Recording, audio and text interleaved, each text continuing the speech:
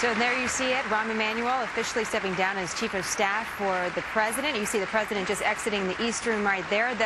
The whole talk took about 16 minutes or so, and we saw quite a bit from both the president and from now the former chief of staff, Rahm Emanuel. The president talking about Rahm Emanuel as selfless, outstanding, one of a kind, says he's going to miss him dearly, and you saw Rahm Emanuel get a little choked up talking about some of his personal family history and also just saying goodbye to a position that obviously took a lot of time and was quite intense as well. Let's talk a little bit about what this means for us as well as the voters that are going into the midterms elections and what it means for the Oval Office. Bob Beckel is a professor of advanced political studies at George Washington University, also a Fox News contributor. And Ron Bonjean served as communications director to former House Speaker Dennis Hastert. He was also a senior advisor to former Senate Majority Leader Trent Lott.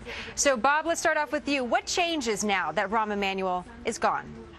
Well, first of all, let's take a look just for a minute at the response that Rahm had in that room. I mean, it's unusual for a chief of staff to have that kind of overwhelming emotion directed to him. You know, one of the things in the last 2 years that were remarkable to me is how little infighting there was in the White House and how few real big leaks there were.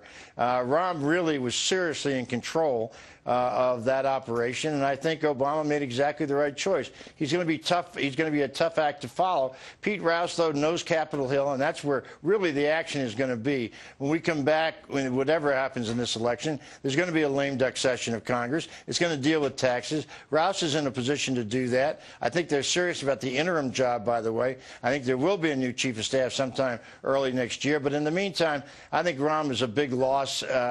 And I think from the standpoint of what happens in the elections, not much different is going to happen. I mean, whether Rahm's there or not. You know, Ron, your thoughts on that. Bob made a good point just about the temperament of Rahm Emanuel, and that was brought up several times, both by the president and by Mr. Emanuel as well. Some describe him as a lightning rod or even a human shield for the president. Took a lot of roles, kind of the bad boy, if you will, of that administration or of that office. So who takes that role now, you think, Ron? Well, you know, that's absolutely right. I don't think a lot is going to get done differently than it was done before. And let me just say in the speech, I thought it was a very nice speech, but I kept getting this feeling in the back of my head that they sort of should have had a mission accomplished banner behind them. It's sort of as if all the problems have been solved. And we have tremendous unemployment in this country. We have skyrocketing deficit and debts. And I felt like it was too much of a celebration on a obviously a major staff change, and Rahm Emanuel did work hard to make sacrifices, but I think this was really designed to help Rahm run for mayor of Chicago. This gave him a national podium and a nice launching pad for him. Pete Rouse is very respected. He is a Senate. He's been in the Senate for decades. People really like him and trust him, and he has countless of Democratic aides who have worked with him in town. And I think he'll be a tremendous asset to President Obama, especially when the House flips to become Republican. Should the Senate flip or should it get very close, they'll need Pete Rouse's experience, especially on major bills that will take 60 votes. Bob, quick thoughts on that as well, because we did not hear from Rouse. He did not make any sort of statement. And you also were talking a little bit previously about what this could mean when we come back from midterms elections. Do you think we're going to see more compromise? It seems like Rouse has that reputation, as the president says, to solve problems. Let Pete fix it. Are we going to see some coming together between the parties as facilitated by Pete Rouse?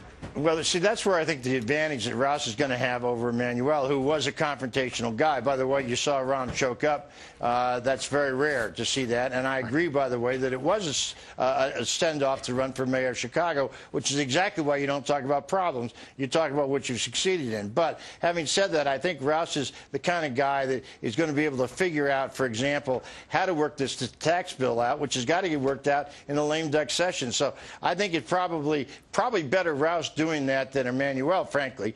And I also think in terms of the mayor of Chicago, the Rahm's going to win that, and he's going to win and handle it. Quick final thought, Ron. If Rouse is just temporary, who takes that position permanently? Now, that's a really good question. You know, it's really unclear. There's a long list of folks that we've all read about in the media. You know, we're not sure how long he'll stay as interim chief of staff, and will he be there during the lame duck session? We imagine he would be. But whoever they pick is going to have Rouse's type of temperament, and hopefully they'll be able to get some things done and done in a bipartisan way than they have in the past 2 years, which has pretty much been partisan infighting and passing bills on partisan votes. Well, interesting few weeks into the midterms, and then after that as well during the lame duck session. Bob and Ron, thank you very much, helping us kind of go through that process, and we'll talk to you both again soon. Thank you. Thank you. I say Bob Beckel for Chief of Staff. I might not have that idea. Definitely. Right? He'd be an asset. All right, when we come back, broadcast live on TV, soldiers storming their way to rescue their president from the police. A nation now in chaos. This incredible story, more stunning videos straight ahead. Plus, the midterms don't just mean voting for candidates. They mean a lot of ballot initiatives as well, like one that could leave voters in very high spirits. We'll tell you just what they may be getting a last call when it comes to alcohol when we come right back. Stick around. The drinks are gone, the table's cleared, and they tell me to go home to a house where lives the pieces